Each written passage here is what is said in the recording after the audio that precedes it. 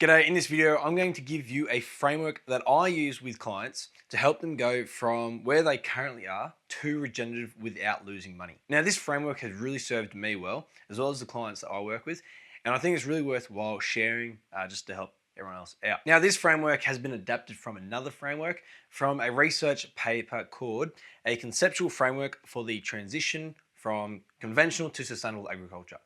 Highly recommend reading through that paper. It's a fantastic breakdown. So what I've done is adapted that to our own framework with 2 extra steps and a better acronym rather than what they call the ESR framework or the Efficiency Substitution Redesign framework. We'll be going over that, but more or less the same, just a little bit different.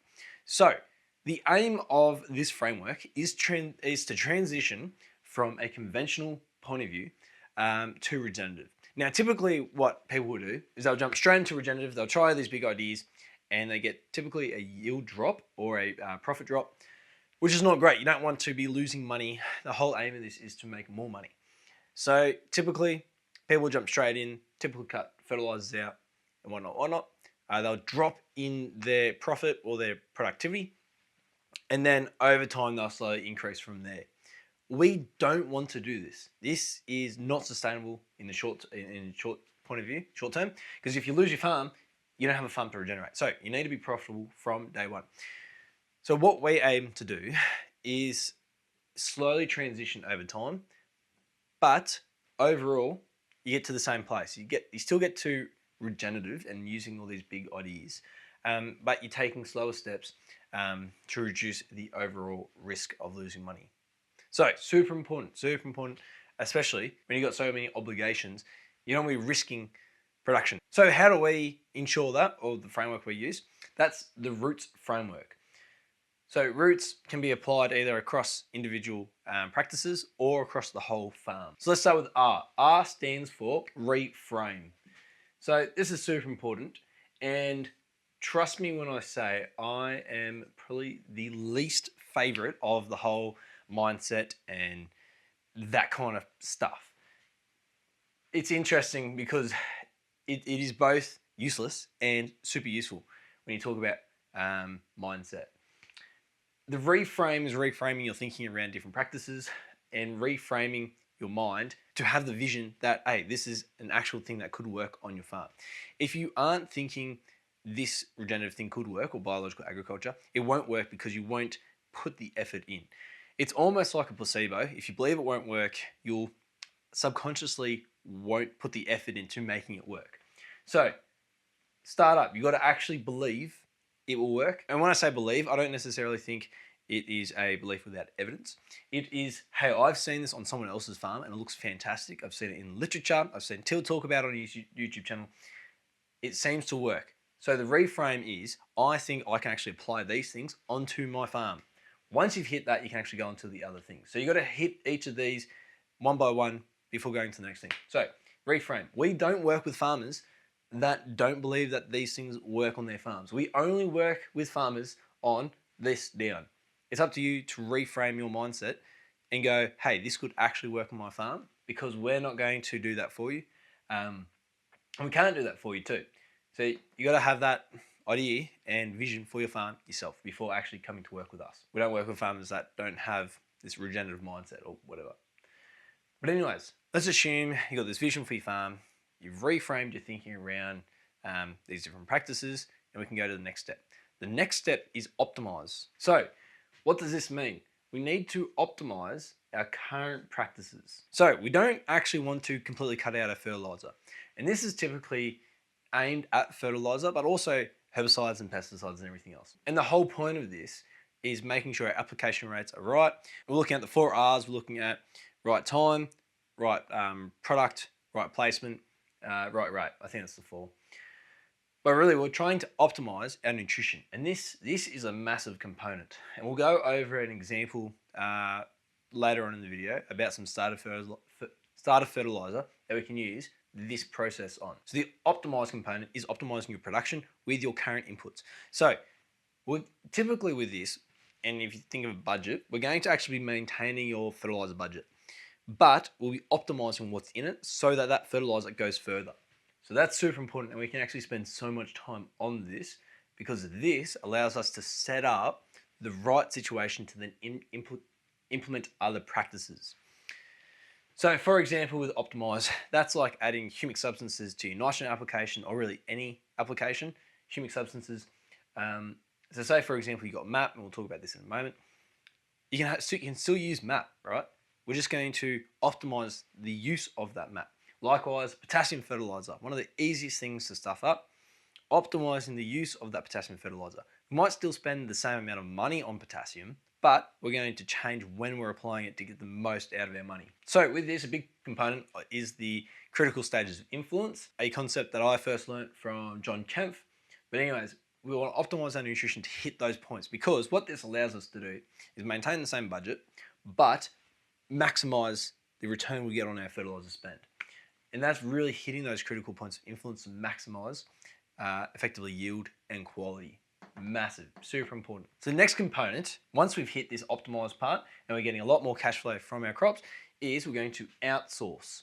So outsource comes in the form of more or less replacing some of these synthetic inputs for more biologically friendly inputs. So for example, we might be looking at more organic fertilizers or fertilizers that have more of a carbon component in it. So outsourcing, we can also outsource to biological functions. So like biological nitrogen fixation, super important. We can be applying nitrogen fixing bacteria.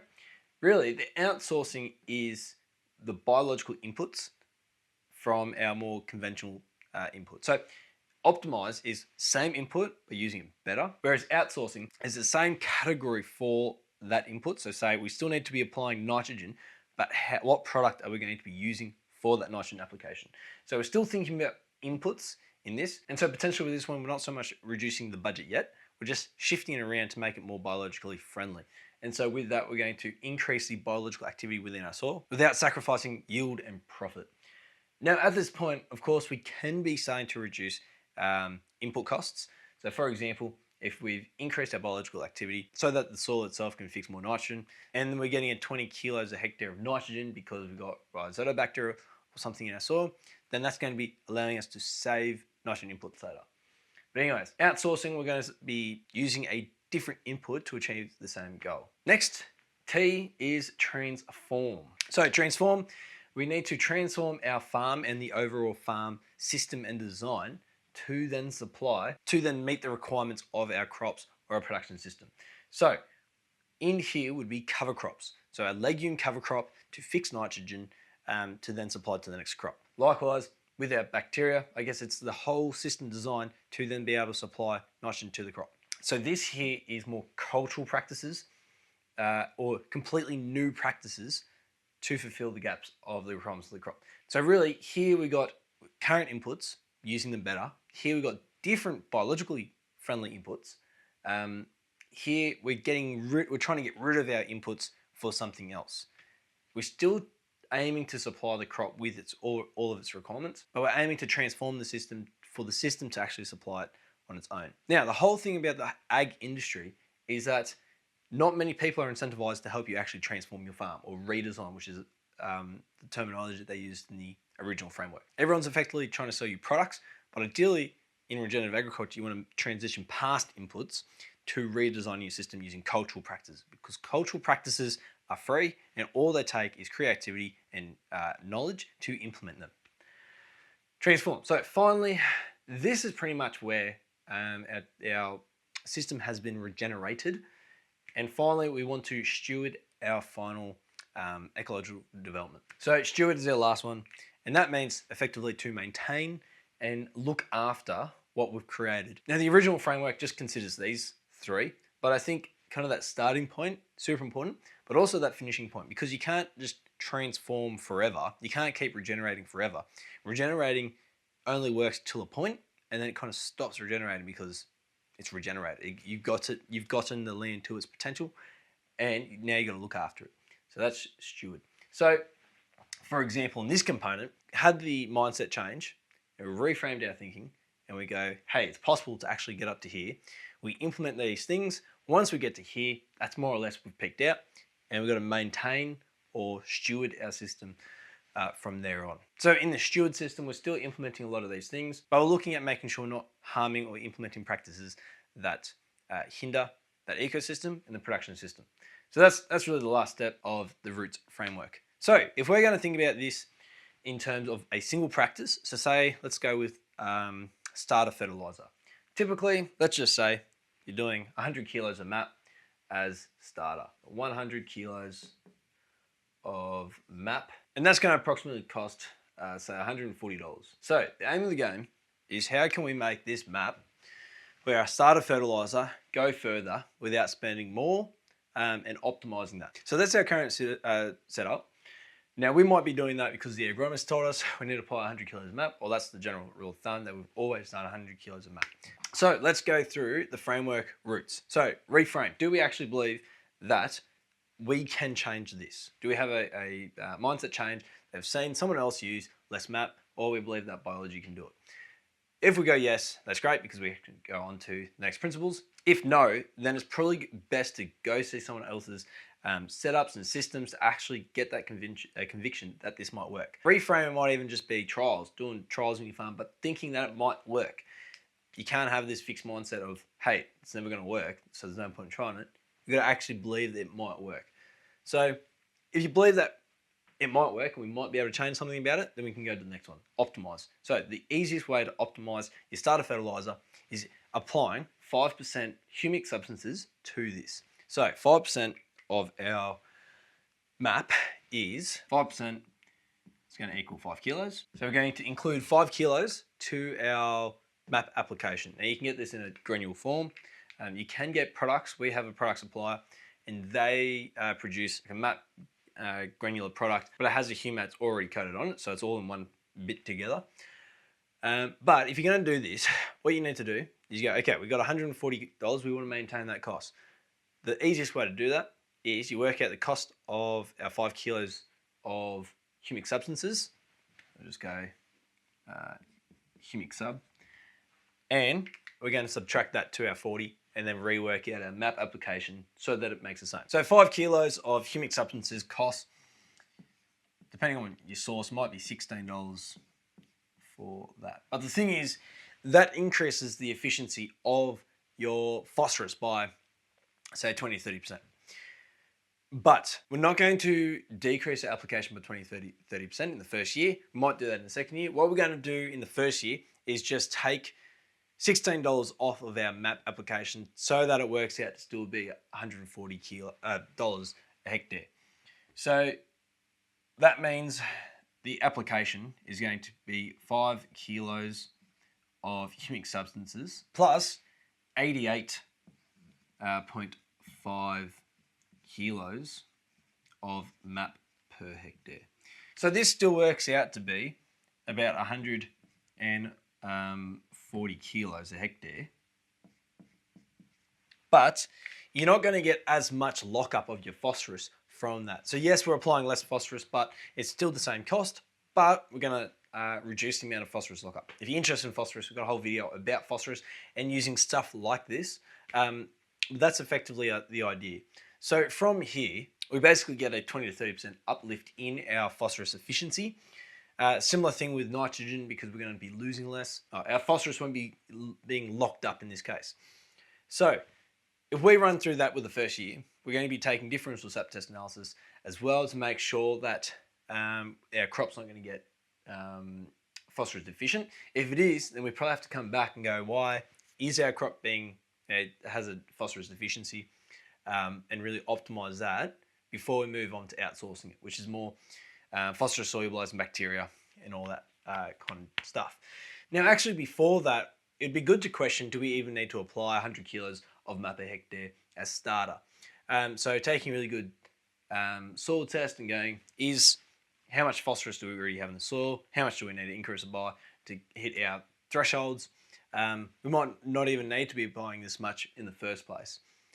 We might need to apply more. That really just depends. But anyways, let's assume that's actually the correct rate. We'd go through this 5% humic substances, work out the same cost per hectare, but we're kind of reducing this and reinvesting it into our humic substances. So that humic substance part is optimizing our phosphorus nutrition. So once we finish that, we'll go in the first year, implement that, see how it works. If we've got phosphorus deficiencies, we probably need to re-advise this. The next component, still in that optimized component, is further reducing this rate. So we might reduce that by 10%, say. So we're going to, so that's say year 1, year 2.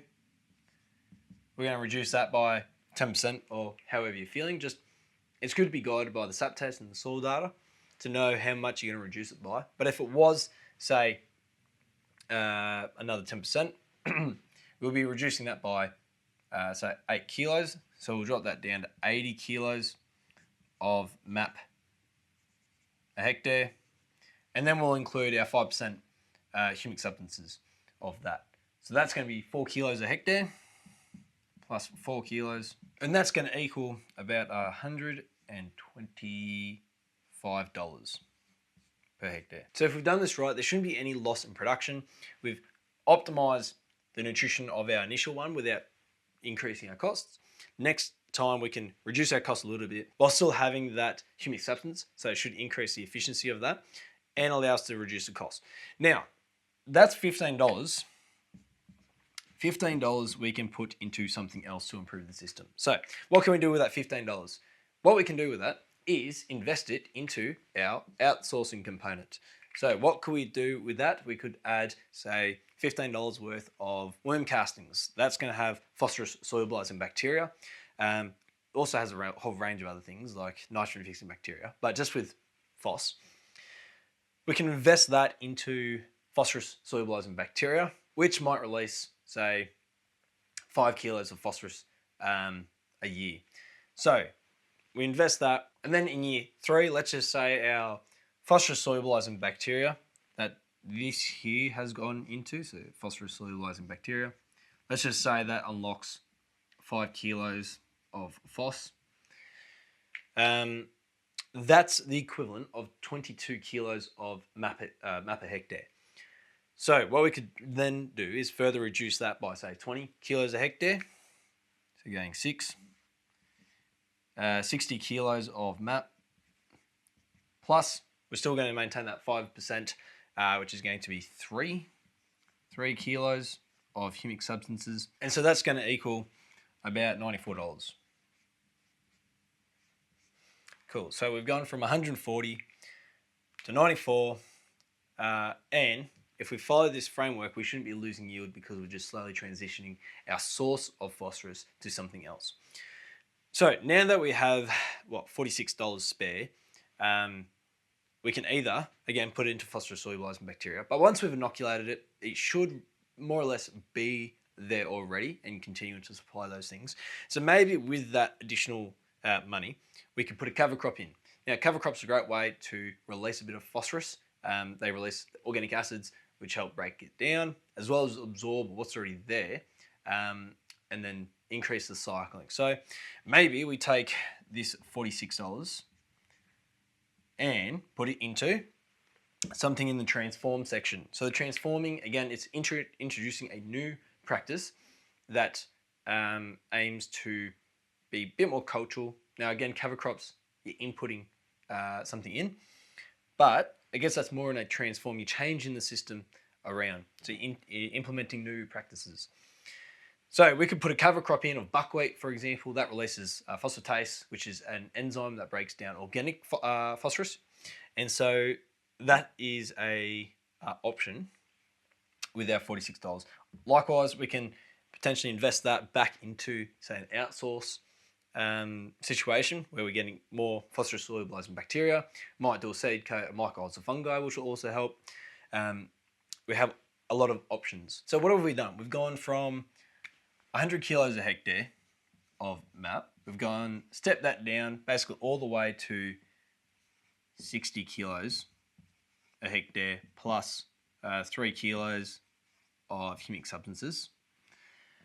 And then we could further step that down just depending on our soil tests and differential SAP tests. Because we don't want to guess this. If it's not working, we want to pick that up and go, hey, this is not working.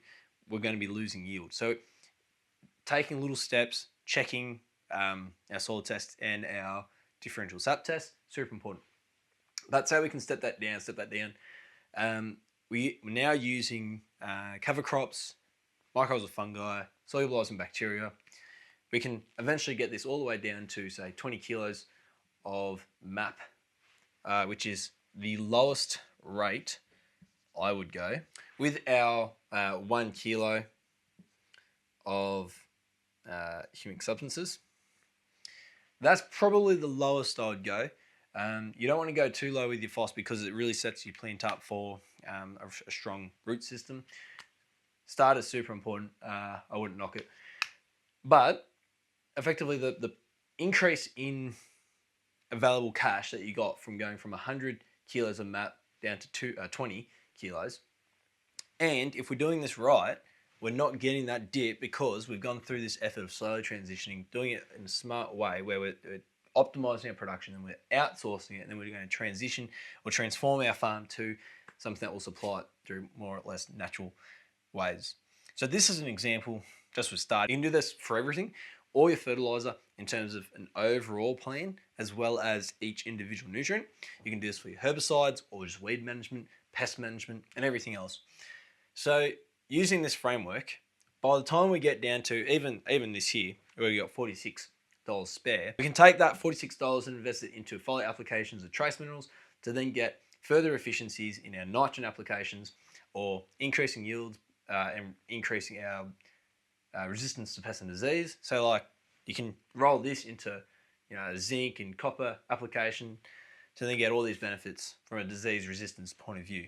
And then from there on, once we kind of hit that the most efficient way we can do things, such as that 20 kilos of MAP per hectare, like I wouldn't go past it, that's where we're getting to that steward stage. So the goal isn't to completely cut out your fertilizer or your nutrition. It's to optimize it so that you can maximize your profit. So if you're going to lose profit by going below your 20 kilos a hectare of MAP, don't do it. It's better to maintain a lower level and maximize your yield than to completely cut it out. Now, likewise, you can actually get rid of this and convert this and say use a different source, which is more of that outsource. So maybe we use pig manure, or we're using chicken manure or chicken pellets, or say guano. They're different sources. So potentially you can get rid of this component and get more naturally sourced material. So manures, they're a great source. Regardless, you're going to be able to reduce it, outsource it, and then transform your system, and then maintain that. Cool, so I hope that framework serves you well. If you need help with this and implementing it either in different areas of your farm or across your whole farm, sign up for a free consult. We'll help you implement this and help you transition from what you're currently doing to a more regenerative system, and without this drop in production or cash flow. Well, I hope that serves you well. Thanks again for watching. My name's Till. Cheers.